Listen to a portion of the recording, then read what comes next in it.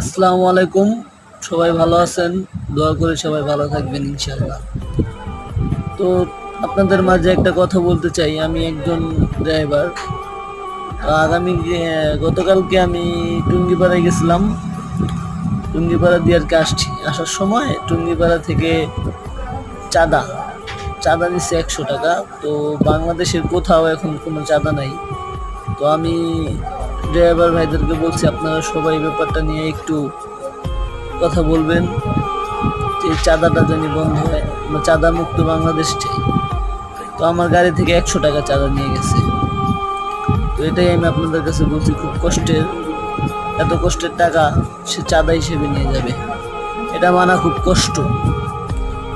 তাই আমি আপনাদেরকে বলছি সবাই ব্যাপারটা নিয়ে একটু আলাপ আলোচনা করবেন সরকারের পুলিশ প্রশাসন ভাইদের কাছে।